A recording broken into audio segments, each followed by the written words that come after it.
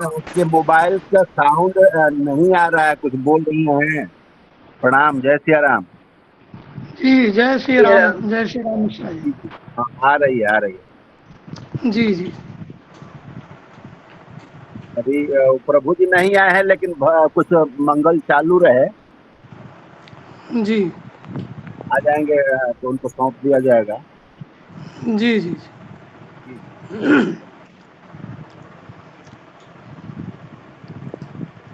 कान्तिः सितामृशति निन्दितशारदेन्दुर्यत्रैकतो विलसिताम् असिताङ्गशोभाम् वृन्दावनेऽपि कृतयामुन गाङ्गसङ्गम् राधामुकुन्द युगलं तदहं नमामि।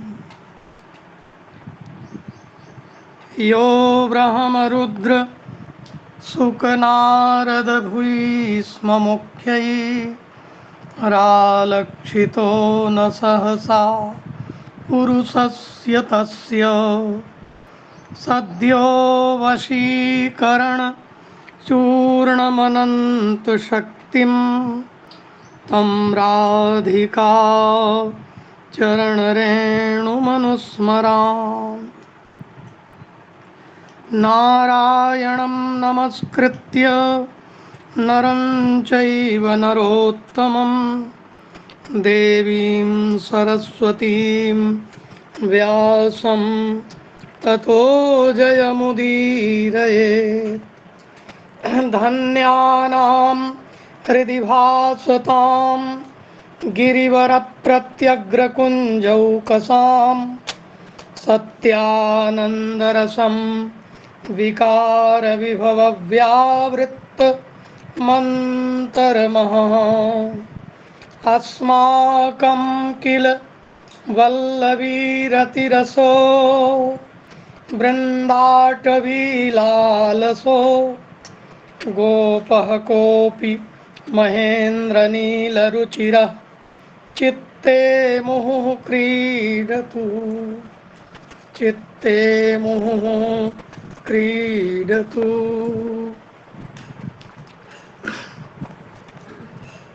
परम आनंदमय इस लोकोत्तर संगोष्ठी में, जिसमें श्रीमद् भागवत महापुराण के दिव्य अमृतमय श्लोकों का आधार लेकर के हम लोग जुड़कर पूज्य आचार्यों के मुखाम्बुज से निस्तृत अमृतमय व्याख्यान सुनते हैं, यह हम लोगों की लोकोत्तर जो है के ऊपर भगवत कृपा का ही प्रभाव है और आचार्यों की कृपा का प्रभाव है कि हम लोग इतना अद्भुत आनंद उठा पा रहे हैं। हमारे पूज्य आचार्य जो श्रीमद् भागवत के प्रथम स्कंध के 7वें अध्याय में कल 8वें श्लोक 7वें 8वें श्लोक की व्याख्या कर रहे थे, जिसमें भगवान श्री नारद जी के द्वारा जब व्यास जी को कृष्ण भक्ति का उपदेश दे करके जाने का वर्णन किया गया है। और फिर सूत जी ने फिर प्रश्न किया,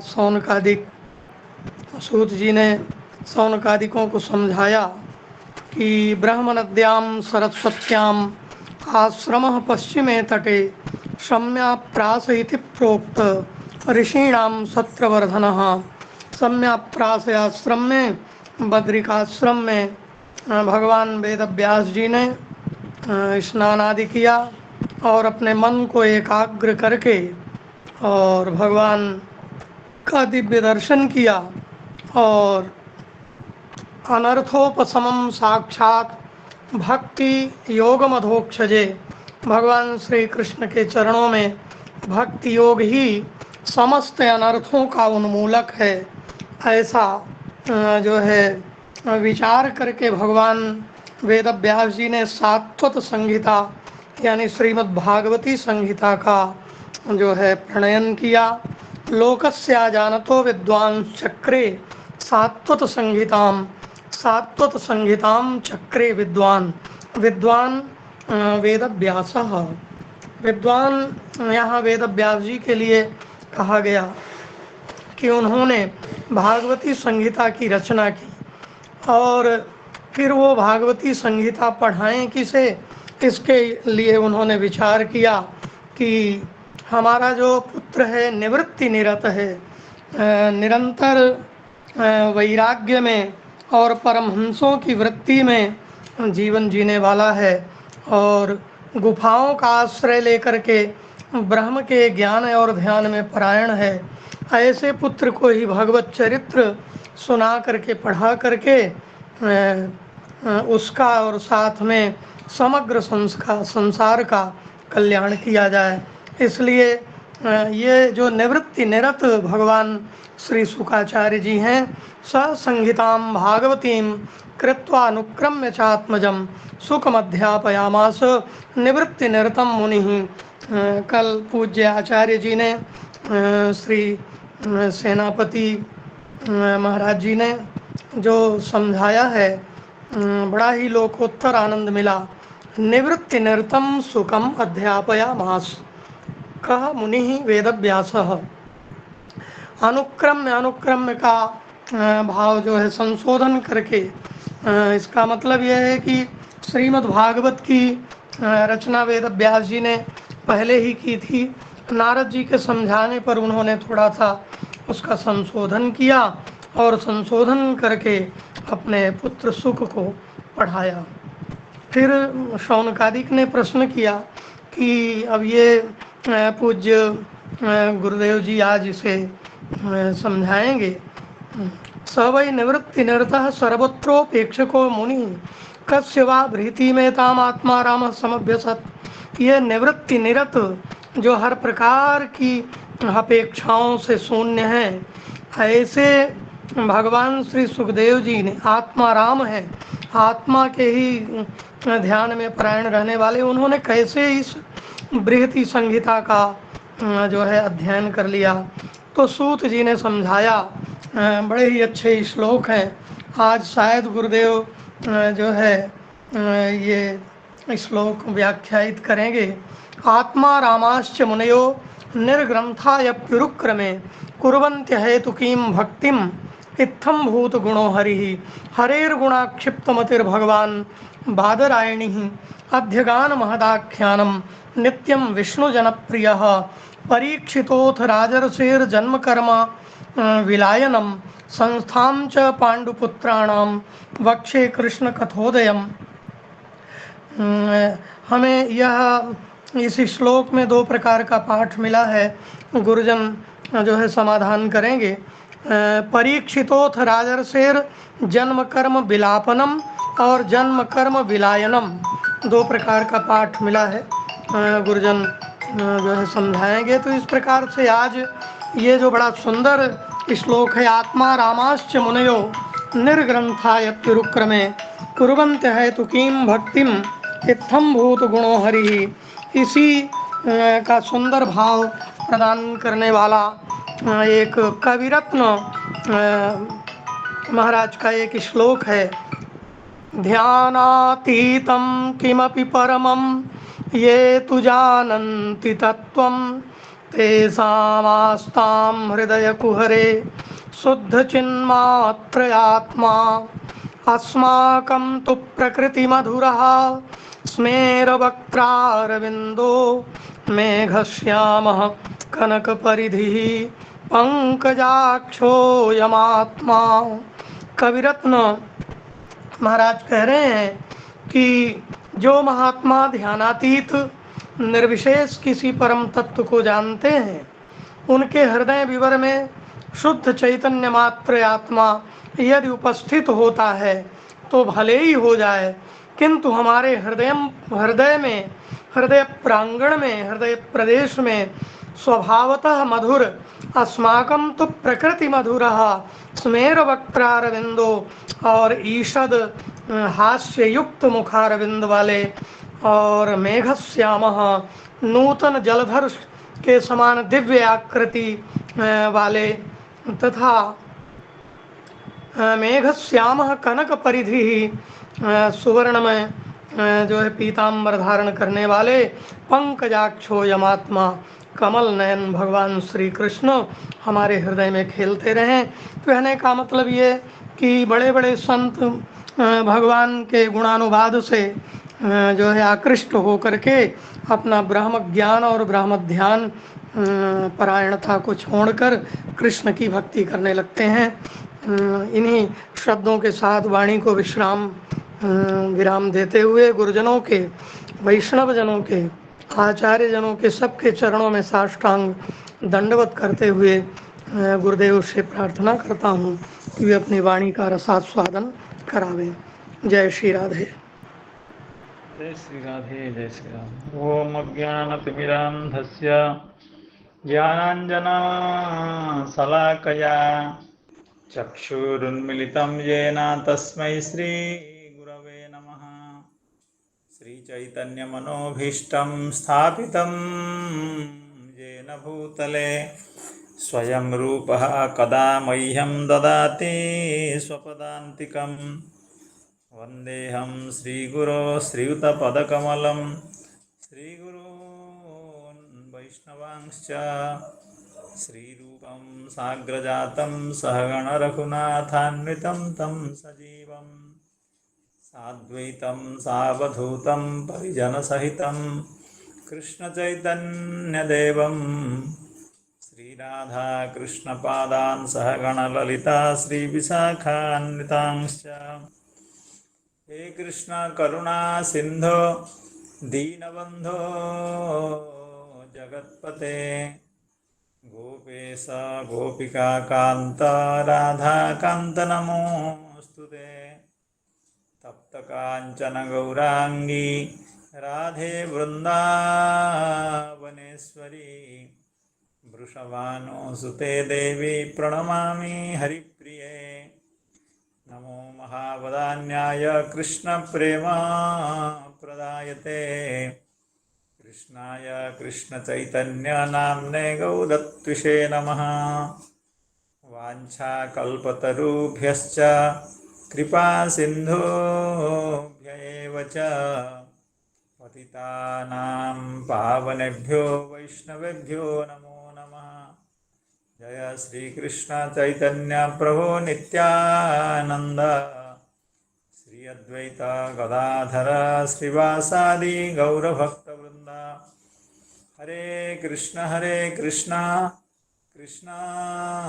कृष्ण हरे हरे हरे राम राम राम हरे हरे नमो विष्णुपादाय कृष्णप्रेष्ठाय भूतले श्रीमते भक्तिवेदांत स्वामिन्निति नामिने नमस्ते सारस्वते देवे गौरवाणी प्रचारिणे निर्विशेष शून्यवादी पाश्चात्य देशतारिणे।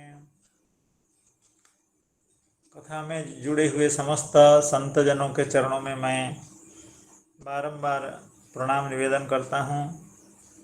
जैसे कि हमारे प्रिय आचार्य श्री राजेंद्र मिश्र जी अभी पिछले दिनों की कथाओं का संक्षेप से निरूपण कर रहे थे एवं कल की जो कथा जहाँ से रुकी हुई है, जहाँ से कथा का विश्राम हुआ है, तो वहाँ से भगवान की कथाओं को हम लोग श्रवण करने की कोशिश करेंगे। आप सब संतजनों की कृपा, भगवान की कृपा एवं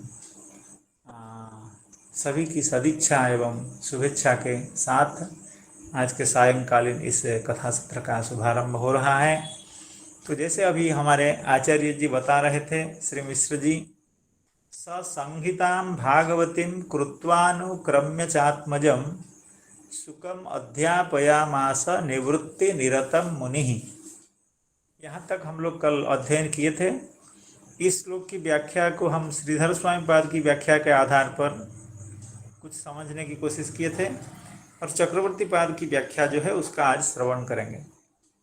ऐसे श्रीधर स्वामी पाद ने इस पर कुछ भी नहीं कहा है, केवल एक ही शब्द अनुक्रम्य यानी शोधयित्वा, अर्थात कहने का मतलब यह है सह व्यासदेवः भागवतीं संहितां कृत्वा अनुक्रम्य च, अर्थात आपने दोनों काम किए।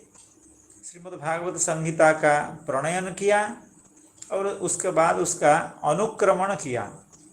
अनुक्रमण शब्द का जो अर्थ है वो श्रीधर स्वामी पाद बता रहे हैं, शोधयित्वा, उसको शोधित किया। कहने का मतलब है कि पहले जो श्रीमद् भागवत संहिता थी उसमें भक्ति महारानी का प्राधान्य नहीं था, या केवला भक्ति या प्रधानीभूता भक्ति का निरूपण नहीं था। यद्यपि भक्ति महारानी का वहाँ भी निरूपण था, लेकिन श्री नारद महर्षि का कहना है कि हे व्यासदेव, आप भक्ति महारानी को प्रधान रूप से निरूपित कीजिए, संभव हो तो मुख्य केवल रूप से निरूपित कीजिए, यानी केवल भक्ति का एवं प्रधानी भूत भक्ति का जो महिमा है उसका आप गान कीजिए, तो फिर यह संसार के लोग आपकी बातों से भटकेंगे नहीं, क्योंकि आपने अपने बातों को ऐसे बता दिया तो लोगों को लगा कि हाँ, भक्ति भी जैसे एक मार्ग है, वैसे कर्म मार्ग भी है, ज्ञान मार्ग भी है, वर्णाश्रम धर्म भी, सब एक जैसे आपने खिचड़ी बना दी। ऐसा न करें, अभी भी मौका है। आपका जो चित्त का यह अप्रसाद हो रहा है, उस अप्रसाद को भगाने के लिए, उसको दूर करने के लिए आपको यह करना पड़ेगा कि भगवान के गुणों का यानी भक्ति महारानी का निरूपण आप प्रधानतया कीजिए। तो आपने ऐसा किया, तो इसी को कहते हैं अनुक्रमण, यानी संशोधन, यानी शोधन, यानी उसमें जो कमी थी, उसमें जो न्यूनता थी, उस न्यूनता को आपने दूर किया। अब जब न्यूनता दूर हो गई तो उस दिव्य ग्रंथ को देखने के बाद, प्रणयन करने के बाद श्री व्यासदेव के चित्त में भी अपार आनंद का प्रादुर्भाव हुआ। अर्थात चित्त में जो विषाद था वह विषाद भी दूर हो गया। और श्रीमद् भागवत ग्रंथ का जब परिशोधन आपने किया, संशोधन किया, शोधन किया, अनुक्रमण किया, तब उनका चित्त की वेदना दूर हो गई एवं अपार आनंद, भक्ति आनंद उनको प्राप्त हुआ। एवं भक्ति समुद्र में वे निरंतर सुख के साथ, परम आनंद के साथ अवगाहन करने लगे। तो उनको लगा इतनी सुंदर एक वस्तु भक्ति महारानी हमको प्राप्त हुई है, और जिसके चलते हमारे हृदय की जो वेदना थी वो अपसारित हो गई है, वो भाग गई है, और मुझे पहले से कहीं ज़्यादा आनंद मिल रहा है। तो यह आनंद, तो हमारा जो आनंद है, उस आनंद पर हमारे पुत्र का, श्री सुखदेव का भी अधिकार है। वे हमारा दायाद हैं। तो यह जो हमारा दाय है, ये अपार आनंद है, भक्ति सुख है, भगवत विषय का हमारा जो बोध है, भगवत विषय का हमारी जो भक्ति है, वो भक्ति भी हमारे पुत्र को प्राप्त होनी चाहिए। तो उसी क्रम में आपने निवृत्ति निरत मुनि, यद्यपि उनके पुत्र निरंतर ब्रह्म ज्ञान, ब्रह्मास्वाद में निमग्न रहते थे, ब्रह्मानुभूति जनित जो आनंद है उसमें वे डूबे रहते थे, फिर भी उनको श्रीमद् भागवत शास्त्र का अध्यापन कराया। यद्यपि वे निवृत्ति निरत थे। निवृत्ति निरत का मतलब है कि समस्त वर्णाश्रमोचित कर्म से वो निरत निवृत्त थे।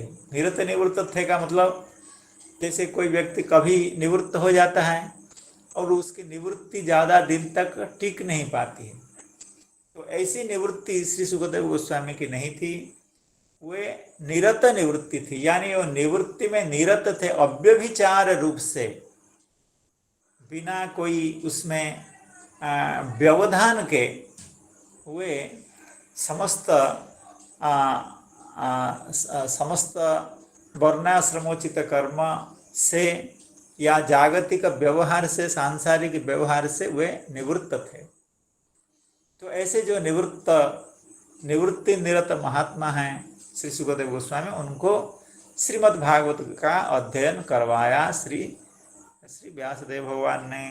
सुखमध्यापयामास निवृत्ति निरतम मुनिम।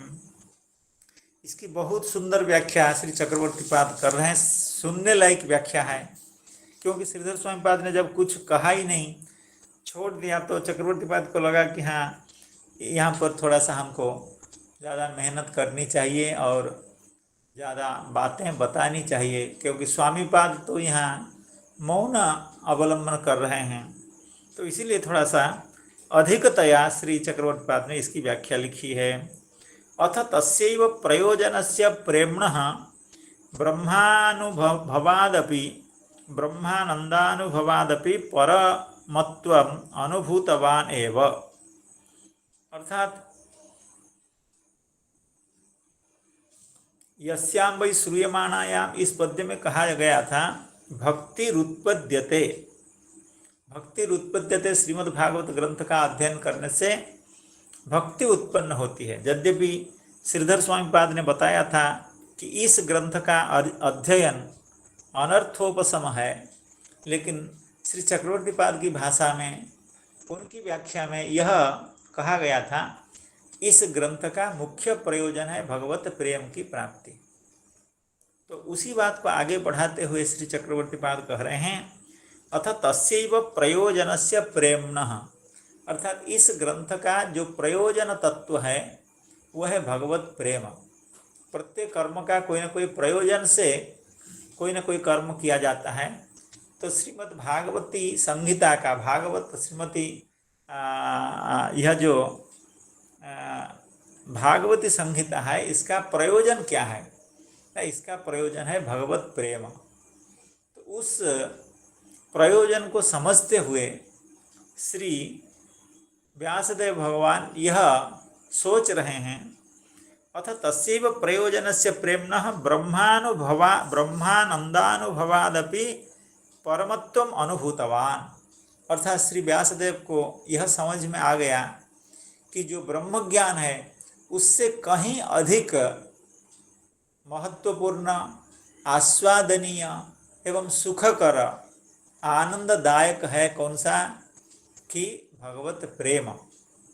ब्रह्मानंदानुभवादपि, ब्रह्मानंद विषय का जो अनुभव है, ब्रह्मानंद का जो अनुभव है वो भी अनंत सुख को प्रदान करता है, लेकिन भगवत विषय का जो प्रेम है वह परम है, अर्थात उससे भी बढ़कर है, उससे भी चढ़ बढ़ करके है, उससे कहीं अधिक सुख भगवत प्रेम के द्वारा प्राप्त होता है। भगवत प्रेम प्राप्त होने से सुख की मात्रा अत्यधिक हो जाती है, ब्रह्मानंदानुभव से भी बढ़ करके और अधिक आनंद का अनुभव प्रेम से होता है, भगवत प्रेम से। यतः तादृशं सुखमपि प्रेमानंदस्य वैशिष्ट्योपलम्भनाय ताम अध्यापयामास। क्योंकि श्री व्यासदेव भगवान को यह तो मालूम था कि हमारे पुत्र श्री सुखदेव नित्य निरंतर ब्रह्मानंदानुभव में डूबे हुए रहते हैं, निरंतर ब्रह्मानंदानुभव करते रहते हैं, ब्रह्मानंद समुद्र में निरवच्छिन्न वे अवगाहन करते रहते हैं। लेकिन ऐसे जो ब्रह्मानंद का निरंतर अनुभव करने वाले व्यक्ति हैं, उनको भी पढ़ाने का, उनको भी अध्यापन कराने का विचार श्री व्यासदेव के चित्त में क्यों आया? क्योंकि उनको यह समझ में आ रहा था कि ब्रह्मानंद से भी बढ़ करके भगवत प्रेम जनित जो आनंद है वो है। इसीलिए तादृशम सुखमपि, अर्थात ऐसे जो नित्य निरंतर ब्रह्मानंद में विहार करने वाले सुखदेव गोस्वामी हैं, उनको प्रेमानंदस्य वैशिष्ट्योपलम्भनाय, अर्थात प्रेमानंद, भगवत प्रेम जनित जो आनंद वह कितना विशिष्ट है ब्रह्मानंद से, इस विषय का बोध कराने के लिए आपने ताम अध्यापयामास, ताम भागवतीम संहिताम अध्यापयामास। और चक्रवर्ती पाद हमेशा कोई न कोई लौकिक उदाहरण हम लोगों के समझ के लिए दे देते हैं। तो अभी कह रहे हैं, लोके ही स्वादिता पूर्वमिष्ट वस्तुकः पित्रादिहि अवश्यमेव पुत्रादिकं तत्तत् आस्वादयितुं प्रयतते इति आह ससंहितां भागवतीं कृत्वानुक्रम्य चात्मजं सुखमध्यापयामास निवृत्ति निरतं मुनिम। श्री चक्रवर्ती पाद कह रहे हैं, संसार में ऐसा देखा जाता है, जो पिता किसी विशिष्ट स्वादु वस्तु का आस्वादन किया हुआ होता है, अर्थात किसी मधुर वस्तु का आस्वाद जब कोई पिता किया हुआ होता है, तो उसके चित्त में यह भावना बनी रहती है, यह कामना बनी रहती है कि यह जो इतना मधुर वस्तु है जिसका आस्वादन हमने किया है, इस मधुर वस्तु का आस्वादन हमारी संतति को भी होना चाहिए, हमारे पुत्र को, हमारी कन्या को भी होना चाहिए। तो तो यह जो प्रेमानंद है उसका अनुभव करने के बाद श्री व्यासदेव भगवान के चित्त में यह अभिलाषा उत्पन्न हुई कि इस आनंद हमारे पुत्र श्री सुखदेव को भी प्राप्त होना चाहिए। लोके ही स्वादित अपूर्व मिष्ट वस्तुकः पित्रादि, ऐसा पितादि जिनके द्वारा अपूर्व स्वादिष्ट वस्तु का आस्वाद प्राप्त हो गया है, अनुभूत हो गया है, ऐसे जो पित्रादि वे चाहते हैं अवश्यमेव पुत्रादिकम तत्तत् आस्वादयितुम प्रयतते।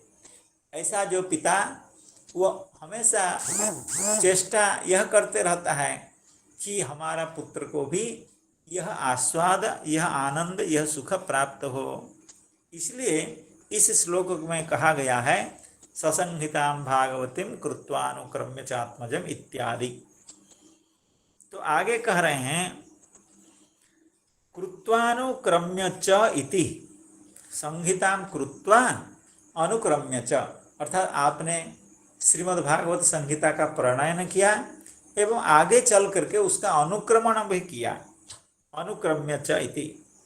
इसी बात को श्री चक्रवर्तीपाद बड़े ढंग से समझा रहे हैं कि कब श्रीमद्भागवत की रचना हुई और उसके बाद कब अनुक्रमण हुआ, कैसे हुआ, उस चीज को समझा रहे हैं।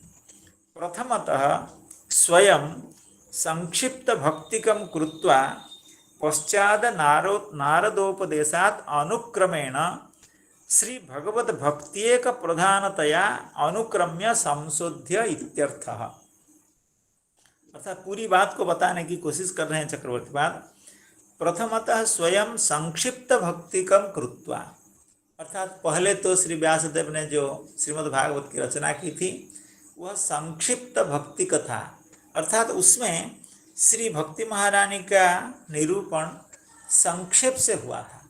अर्थात इतना गुरुत्व दे करके, इतनी प्रधानता दे करके भक्ति महारानी का, भक्ति मार्ग का, भक्ति साधन का इतना प्राधान्य दे करके उसका निरूपण नहीं किया गया था।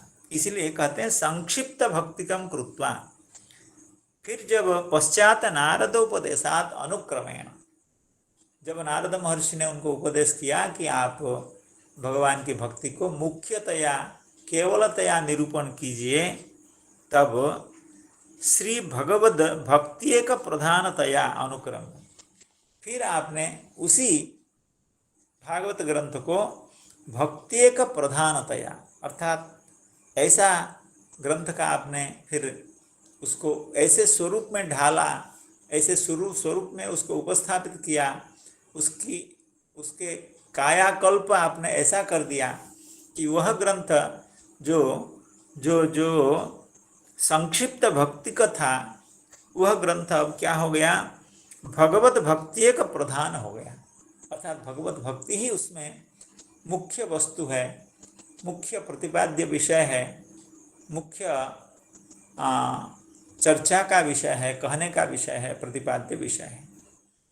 श्री भगवत भक्त्येक प्रधानतया अनुक्रम्य यानी संशोध्य। अनुक्रमण शब्द का अर्थ दोनों ही आचार्य एक ही कर रहे हैं कि संशोध्य अर्थात उसको परिष्कृत्य, उसकी संवर्धना करके,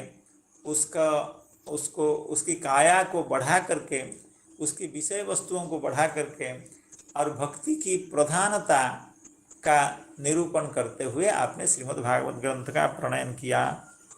ये कब किया?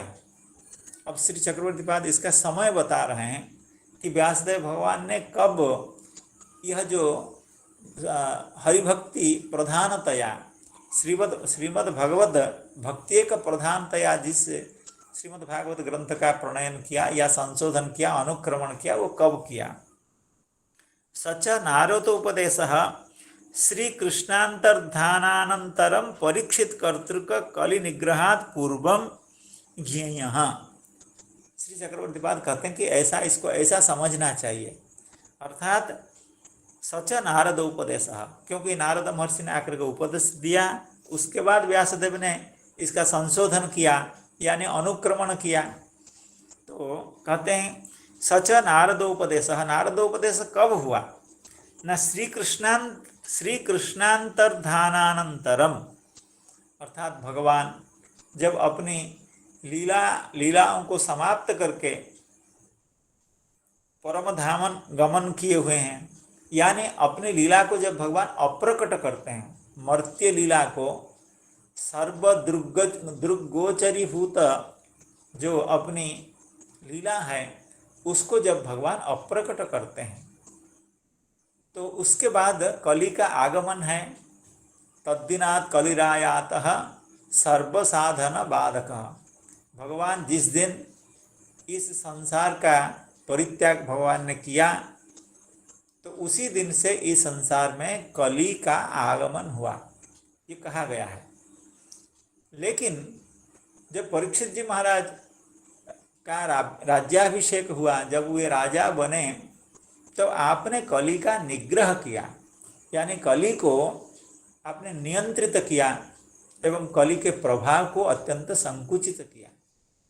तो इस बीच में जो काल था, अर्थात भगवान का अंतर्धान हो चुका है, अर्थात भगवान अपनी लीला को अप्रकट कर चुके हैं और परीक्षित महाराज अभी अभिषिक्त होंगे, उसके बाद कली निग्रह करेंगे, कली का निग्रह करेंगे।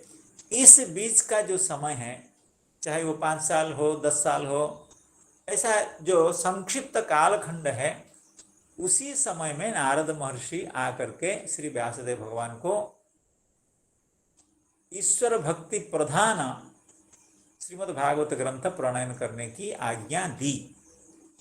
सच नारदोपदेशः श्रीकृष्णांतर्धानानंतरम परीक्षित कर्तृक कलि निग्रहात् पूर्वम, अर्थात भगवान का अंतर्धान के बाद एवं श्री परीक्षित महाराज जी के द्वारा कलि के निग्रह से पहले, इस बीच में श्री नारद महर्षि का उपदेश है, ऐसा जानना चाहिए। क्योंकि तदैव कलिना स्वाधिकारारंभे स्वप्राबल्य प्रकटनात् धार्मिकानामपि शास्त्रदर्शिनामपि अधर्मे प्रवृत्ते है। क्योंकि जब भगवान थे तब तो कलि का प्रभाव नहीं था, और जब परीक्षित जी महाराज कलि का निग्रह करेंगे तब भी कलि का इतना प्रभाव नहीं रहेगा, थोड़ा बहुत रहेगा, लेकिन कलि इतना बिगाड़ नहीं सकता है। तो इसीलिए यह जो बीच का समय था, क्योंकि व्यासदेव भगवान जैसे कह रहे थे कि मैंने यह सब किया, लेकिन फिर भी लोग अत्यंत अनियंत्रित हो गए हैं, असंजत हो गए हैं, और सभी की अधर्म में प्रवृत्ति हो गई है, कोई धर्माचरण करना नहीं चाहता है। तो यह संभव कब है? यह संभव तभी है जब भगवान का अंतर्धान हो चुका है एवं कलि का अभी निग्रह नहीं हुआ है, अर्थात कलि का आगमन हुआ है, कलि अत्यंत बलवत्तर हुआ है, अर्थात अपना प्रभाव सभी जगहों पर प्रभाव का विस्तार कलि जब कर रहा था, उसी समय श्री व्यासदेव के हृदय में भी अप्रसाद उत्पन्न हुआ। अप्रसाद इसलिए उत्पन्न हुआ कि वे देख रहे हैं उनके सामने इस संसार के लोग अत्यंत विषयी हो गए हैं, अत्यंत दुखी हो गए हैं, अत्यंत अधार्मिक हो गए हैं। इस ऐसा दर्शन करके उनके चित्त में विषाद हुआ, अप्रसाद हुआ। तो कलिना स्वाधिकारारंभे स्वप्राबल्य प्रकटनात्, कलि महाराज क्या कर रहे हैं? कलि जब कलि का आगमन हुआ तो कलि क्या कर रहे हैं? तब स्वप्राबल्य प्रकटनात्, अपने अधिकार के आरंभ में, अर्थात कलि युग के जब शुभारंभ हुआ है उसी समय ही कलि अपना प्राबल्य को, अपनी प्रबलता को दिखा रहे हैं। इसीलिए उस समय धार्मिका नाम अपनी शास्त्रदर्शी नाम अपनी अधर्मे प्रवृत्त है। तो कलि ने ऐसा प्रभाव दिखाया, जो अत्यंत शास्त्रज्ञ थे, शास्त्रदर्शी थे एवं जो अत्यंत धार्मिक थे, वे भी अधर्म में प्रवृत्त होने लगे। और इसी चीज़ को देख करके व्यासदेव भगवान के हृदय में वेदना उत्पन्न हुई।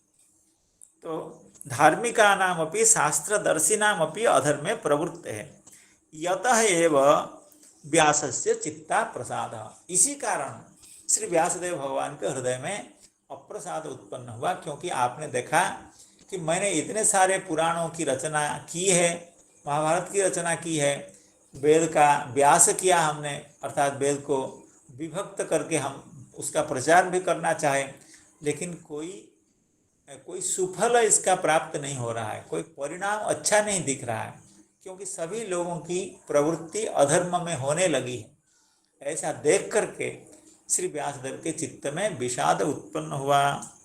यदुक्तम जुगुप्सितम धर्म कृतेनुशासतः स्वभाव रक्तस्य महान व्यतिक्रमः यद्वाक्यतो धर्म इति तरह स्थितो न मन्यते तस्य निवारणं जनः। अर्थात ये नारद महर्षि का वाक्य है, जुगुप्सितम धर्म कृतेनुशासतः स्वभाव रक्तस्य महान व्यतिक्रमः। अर्थात आपने ऐसा उपदेश दिया, आप लोगों को विषय भोग से विरक्त करने के लिए, विषय भोग से उनके चित्त को हटाने के लिए आप विषय का विधान कर रहे हैं, लेकिन लोग तो यही समझ रहे हैं कि व्यासदेव हमको विषय भोग में प्रवृत्त कर रहे हैं। यद्वाक्य तो धर्म इति इतरः स्थितः, जो इतर यानी अविद्वान लोग, वे उसी वर्णाश्रमोचित कर्म को ही परम धर्म मानने लगे। सभी यह कहने लगे कि ये तो व्यासदेव ने हमको बताया है। तो ऐसा देख करके आपके चित्त में अप्रसाद हुआ।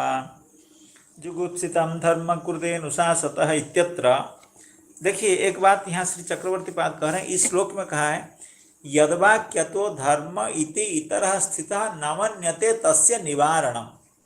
अर्थात आपने वर्णाश्रम धर्म का विधान करके यह आपके हृदय में इच्छा थी कि ये वर्णाश्रम धर्म का आचरण करते करते इस धर्म से ये ऊपर जा करके भगवत धर्म का आचरण करेंगे, लेकिन लोग इसको नहीं समझ पाए, उसी वर्णाश्रमोचित धर्म को ही परम धर्म मानने लगे। तो इस श्लोक में कहा गया है यद्वाक्यतो धर्म इति तरह स्थितः न मन्यते तस्य निवारणम। अर्थात लोकः इतरः जनः तस्य निवारणम न मन्यते। अर्थात जिस वर्णाश्रम धर्म का आपने विधान किया है उसको आप परित्याग करने के लिए ही विधान किया है। जैसे दवाई औषध का विधान होता है कि उसको छोड़ने के लिए, न कि अनंत काल तक औषधि का सेवन करने के लिए चिकित्सक औषधि का विधान नहीं करता है। तो उसी तरह से आप तो औषधि के रूप में अन्य धर्मों का विधान किया आपने, लेकिन लोग समझे कि यही हमारा परम धर्म है। तो उस श्लोक में कहा गया है न मन्यते तस्य निवारणम।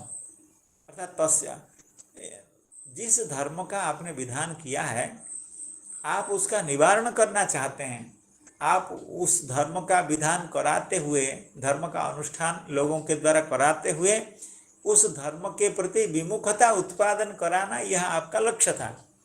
लेकिन न मन्यते, लोग ऐसा नहीं मानते हैं। यह जो मन्यते शब्द है, इसी को लेकर के श्री चक्रवर्ती पाद का कहना है, अगर व्यासदेव के चित्त में अप्रसाद पहले हुआ होता, कली के आगमन से पहले, अर्थात भगवान के रहते हुए, भगवान जब धराधाम में लीला कर रहे थे उस समय अगर श्री व्यासदेव भगवान के चित्त में अप्रसाद हुआ होता, तो श्री नारद महर्षि यह कहते नमंस्यते तस्य निवारणम जनः। अर्थात जब कली का आगमन होगा उस समय न मंस्यते, ऐसे लिट लकार का प्रयोग किए होते, लेकिन ऐसा नहीं, क्योंकि उसी समय न मन्यते, उस समय वो लोग नहीं मान रहे थे। कहने का मतलब है उस समय कली का आगमन हो चुका था। उसी समय श्री नारद महर्षि का उपदेश है जुगुप्सितम धर्म कृतेनुशासतः इत्यत्र न मन्यते तस्य निवारणम जनः इति। कलियुगात पूर्वमेव चित्ता प्रसादे, कलियुग के आगमन से पहले ही अगर लोगों का चित्त अप्रसन्न हुआ होता, तब श्री नारद महर्षि ऐसा कहते न मंस्यते तस्य निवारणम जनः, न मंस्यते इति प्रयुज्येत। अतः तदैव पूर्व निर्मितस्यैव श्री भागवतस्य अनुक्रमण। तो इसीलिए श्रीमद् भागवत का जो अनुक्रमण हुआ, उसका जो परिवर्धन हुआ, उसका जो कायाकल्प हुआ, अर्थात उसका जो संशोधन हुआ, वो भी उसी समय हुआ। अर्थात भगवान का अंतर्धान हो चुका है एवं परीक्षित जी महाराज अभी राज्यासन में उपविष्ट नहीं है, अभिषिक्त नहीं हुए हैं, अर्थात आपने अभी कली का निग्रह नहीं किया है। तो यह जो समय है, यह जो थोड़ा मध्य का समय है, उसी समय श्री नारद महर्षि का आगमन, उसी समय श्री व्यासदेव का चित्त का अप्रसाद एवं उसी समय श्रीमद् भागवत का संशोधन यानी परिबृंहण उपबृंहण उसी समय हुआ है।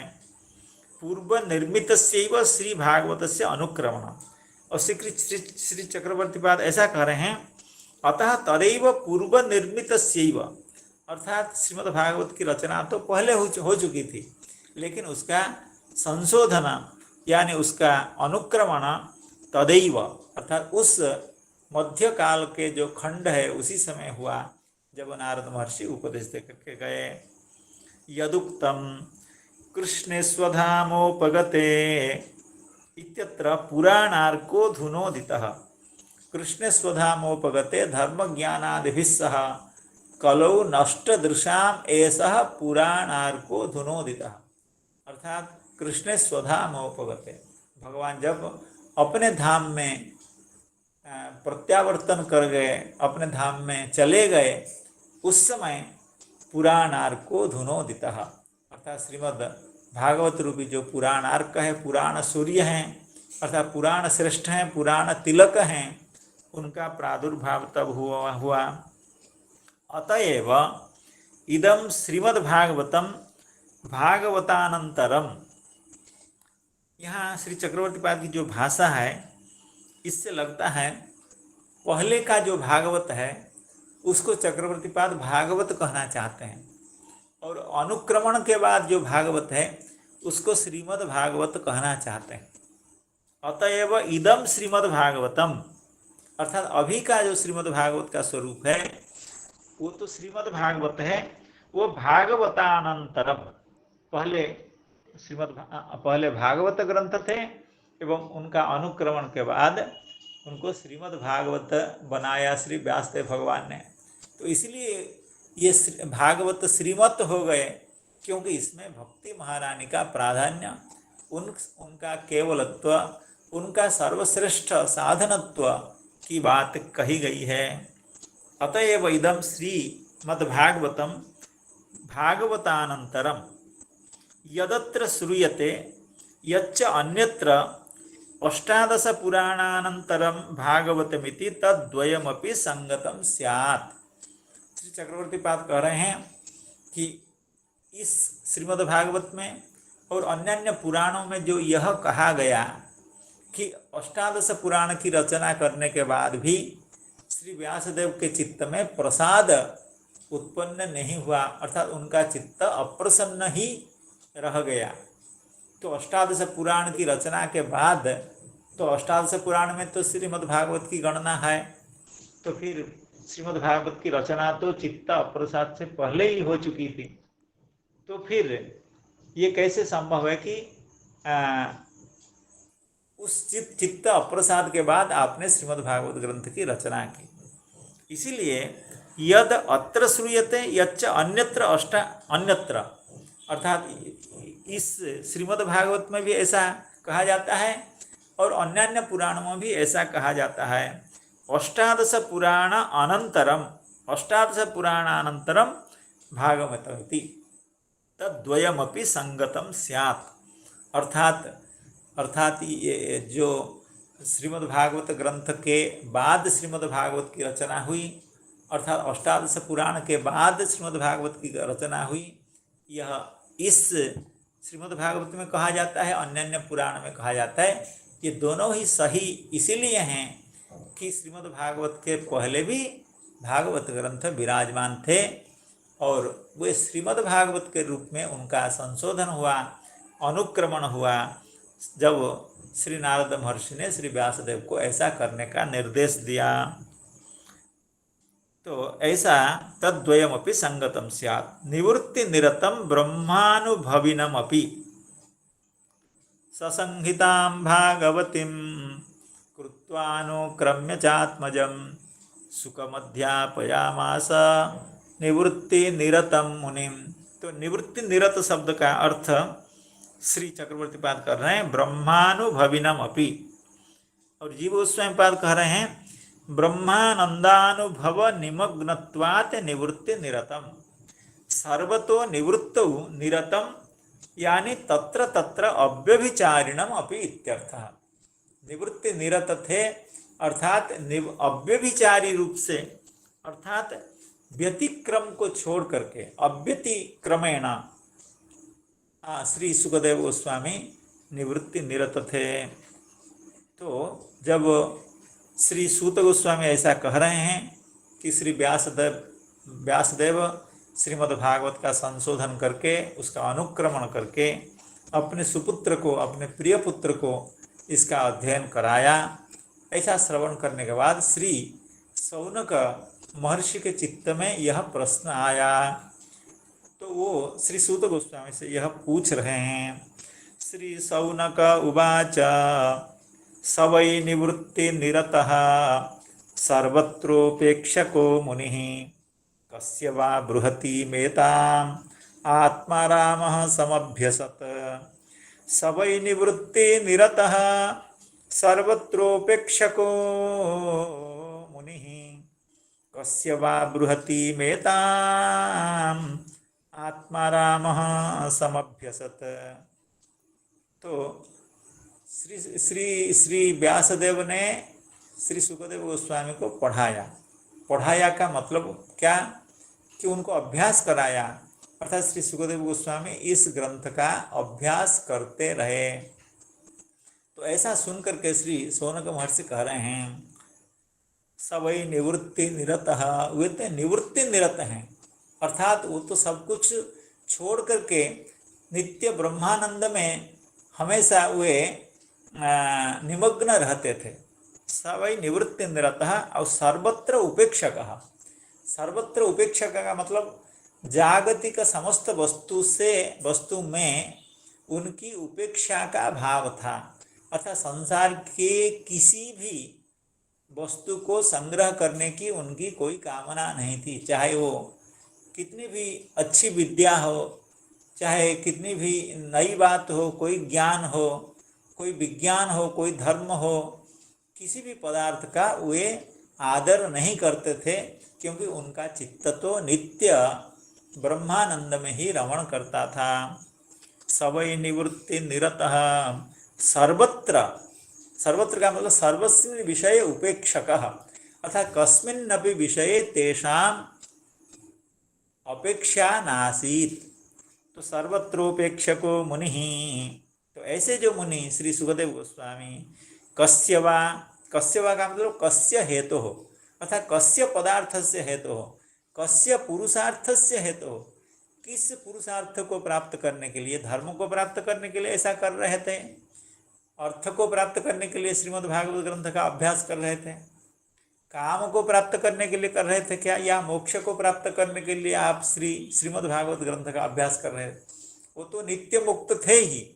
तो नित्य मुक्त व्यक्ति को फिर किस अभिलाषा से आपने श्रीमद्भागवत ग्रंथ का अध्ययन, कस्य वा हेतु, कस्य पुरुषार्थस्य, कस्य लाभस्य कृते, कस्य वा बृहति मेताम, ये ऐसा भी तो नहीं है छोटा मोटा ग्रंथ है तो कोई कह दिया, उनकी रुचि नहीं भी हो तो एक दो दिन पिताजी कह रहे हैं तो बैठ करके सुन लेते हैं भाई, ऐसा नहीं। ये ग्रंथ तो बृहति संहिता है, महान ग्रंथ है, 18,000 पद्य हैं, तो इसको तो अभ्यास करने में उनको समय भी लगा होगा और श्रम भी लगा होगा। तो कस्य वा बृहतिम एताम आत्माराम समभ्यसत, वे तो आत्माराम मुनि थे, आत्माराम महापुरुष थे। ऐसे आत्माराम महापुरुष उन्होंने कैसे, क्यों, किस प्रयोजन से, कैसे अपने पिताजी की बात को मान करके इतने बड़े इतनी बड़ी संहिता का, इतने बड़े ग्रंथ का आपने अध्ययन किया। वो आत्माराम क्या चीज़ है, अगले पद्य में हम श्रवण करेंगे। आज हम जैसे श्री आचार्य से, राजेंद्र मिश्र जी से, श्रीपाद राजेंद्र मिश्र जी से श्रवण कर रहे थे कि आत्मारामों को जागतिक किसी भी विषय में कोई रुचि नहीं होती है, क्योंकि ये नित्य तो आत्मा में अर्थात अपना जो स्वस्वरूप है उसी में रमण करने वाले होते हैं। तो उनको इसकी क्या आवश्यकता थी कि वे इस ग्रंथ का अध्ययन करते। अगर कोई ग्रंथों की कमी है क्या संसार में, हजारों ग्रंथ हैं, तो किसी और का ग्रंथ का अध्ययन आपने नहीं किया, इसी ग्रंथ का अध्ययन किया। और अब उनके पिताजी जो व्यासदेव भगवान है, उन्होंने भी इसी ग्रंथ का उनको अभ्यास कराया, तो इसमें कौन सी ऐसी बात है। कस्य वा बृहति मेताम आत्मारामः समभ्यसत। इस श्लोक में न श्रीधर स्वामीपाद कुछ कहना चाहते हैं, न चक्रवर्ती पाद भी कुछ कहना चाहते हैं। कस्य वा हेतुः बृहतिम, केवल बृहति, हाँ, कस्य शब्द की व्याख्या दोनों ही करते हैं, कस्य वा हेतुः।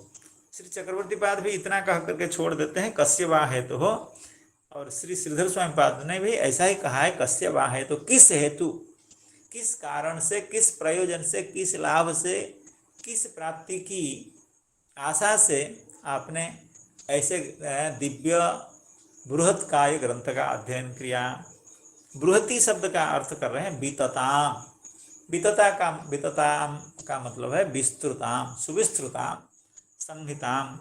सवै निवृत्ति निरतः सर्वत्रोपेक्षको मुनिः कस्य वा बृहति मेताम आत्मारामः समभ्यसत। प्रश्न हमेशा छोटा होना चाहिए। एक ही पद्य में श्री शौनक महर्षि ने सभी श्रोत्र सुनने वाले जो जितने भी ऋषि महर्षि थे उनके प्रतिनिधि बन करके अत्यंत संक्षेप से आपने यह प्रश्न पूछा, और इसका उत्तर श्री सूत महाराज दे रहे हैं, श्री सूत गोस्वामी दे रहे हैं। श्री सूत उवाच आत्मारामाश्च मुनयो निर्ग्रंथा अप्युरुक्रमे कुर्वन्त्यहेतु किं भक्तिम् इत्थं भूतगुणो हरिः। आत्मारामाश्च मुनयो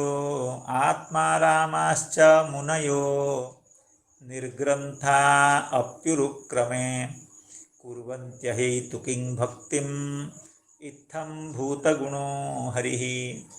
तो उस प्रश्न के उत्तर में श्री सूत गोस्वामी कह रहे हैं आत्मारामाश्च मुनयः, अर्थात जो मुनिगण आत्माराम होते हैं, ऐसे जो मुनि जो निर्ग्रंथ होते हैं, अर्थात जिनकी हृदय ग्रंथियाँ, हृदय की जो गुत्थी हैं, हृदय के समस्त संशय हैं, वे समस्त संशय जिनके छिन्न भिन्न हो चुके हैं।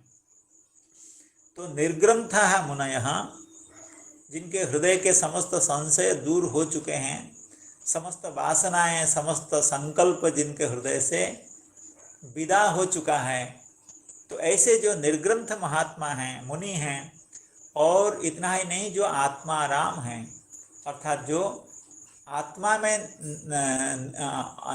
आत्मा में निरंतर रमण करने वाले होते हैं, ऐसे भी लोग उरुक्रमे, ऐसे भी लोग निर्ग्रंथः आत्मारामः अपि उरुक्रमे अहेतुकीं भक्तिं कुर्वन्ति, अर्थात उरुक्रम जो भगवान हैं, ऐसे भगवान में वे आत्माराम जन भी, आत्माराम गण भी, ऐसे मुनिगण भी जिनके समस्त हृदय के समस्त ग्रंथि छिन्न भिन्न हो चुकी है, ऐसे ऋषि मुनि भी भगवान में अहेतुकी भक्ति करते हैं। भगवान के प्रति उनके हृदय में भक्ति होती है। क्यों होती है ऐसे? ये उनका वैशिष्ट्य इतना नहीं है जिसके प्रति भक्ति कर रहे हैं उनका जितना वैशिष्ट्य है। आत्मारामों के भगवान के प्रति भक्ति करने में आत्मारामों की जितनी भूमिका नहीं है, आत्मारामों की हेतुता जितनी प्रबल नहीं है, उससे जाते प्रबल हेतुता प्रबल प्रबल कारणता तो भगवान की ही है, क्योंकि इत्थम भूत गुणो हरि, हरि के गुण ही ऐसे होते हैं, या भगवान श्री हरि ऐसे गुण संपन्न होते हैं कि उनके प्रति आत्मा रामगण बरबस भगवान के प्रति भक्ति करने लगते हैं। आत्मा रामाश्च मुनयो निर्ग्रंथा अप्युरुक्रमे कुर्वन्त्यहेतु किं भक्तिम इत्थम भूत गुणो हरिः। इत्थम भूताः गुणाः यस्य, अर्थात भगवान के गुण ही ऐसे होते हैं जिन गुणों के कारण वे आत्मारामगण आकृष्ट हो जाते हैं। तो श्रीधर स्वामी पाद इस पर कह रहे हैं निर्ग्रंथाः, जो आत्मारामगण निर्ग्रंथ होते हैं। निर्ग्रंथ शब्द का अर्थ है ग्रंथेभ्य निर्गता, अर्थात जो लोग जो आत्मारामगण ग्रंथों से दूर हो गए हैं, अर्थात जिन्होंने ग्रंथ पढ़ना छोड़ दिया है, अर्थात किसी भी ग्रंथ के प्रति, कितने भी विशिष्ट शास्त्र के प्रति, कितने भी प्रसिद्ध शास्त्र के प्रति उनकी कोई रुचि नहीं होती है। निर्ग्रंथा ग्रंथेभ्य निर्गता, अर्थात जो पढ़ाई लिखाई नहीं करते हैं, जो पढ़ते नहीं हैं ग्रंथ, निर्ग्रंथा ग्रंथेभ्य निर्गता। तदुक्तम गीतासु, श्रीधर स्वामी पाद कह रहे हैं ये सुनने में थोड़ा सा अटपट लग रहा है कि ग्रंथों से उनका क्या द्वेष है, अर्थात जो सद्ग्रंथ होते हैं उन ग्रंथों से उनको क्या वैराग्य है, ऐसा वैराग्य क्यों है। तो श्रीधर स्वामी पाद इसका समाधान देते हुए कहते हैं यदा ते मोह कलिलम बुद्धिर्व्यतितरिष्यति तदा गंतासि निर्वेदम श्रोतव्यस्य श्रुतस्य च। अर्थात ऐसी एक दशा साधक के या मुनि के, आत्माराम के जीवन में ऐसी दशा आती है जब वे श्रोतव्य और श्रुत दोनों से ऊपर उठ जाते हैं, अर्थात उनको नए ग्रंथ पढ़ने की आवश्यकता नहीं होती है, और जो पुराने ग्रंथ, जिन ग्रंथों का अभ्यास काफ़ी दिनों तक किए हुए होते हैं, उन ग्रंथों को भी पढ़ने की आवश्यकता नहीं है। श्रोतव्य और श्रुत, अर्थात जो ग्रंथ श्रोतव्य हैं, अभी पढ़े जाने बाकी हैं, जिनको आप लोगों ने खरीद करके रखा है और जिसको कई बार पढ़ करके उसमें अनेक समय दिए हैं, तो वो श्रुत ग्रंथ हैं, और जो पढ़े जाने वाले हैं वो श्रोतव्य ग्रंथ हैं। दोनों से वे ऊपर उठ चुके होते हैं, इसीलिए वे निर्ग्रंथ हैं। आज तो समय हो चुका है, तो भगवान की कृपा से, आप सबके आशीर्वाद से इसकी चर्चा भगवान की कृपा से कल की जाएगी। आत्मा रामाश्च मुनयो निर्ग्रंथा अप्युरुक्रमे कुर्वन्त्यहेतु किं भक्तिम इत्थम भूत गुणो हरिः। हरे कृष्णा कृष्णा कृष्ण हरे हरे, हरे राम राम राम हरे हरे। जय ग्रंथराज श्रीमद् भागवतम।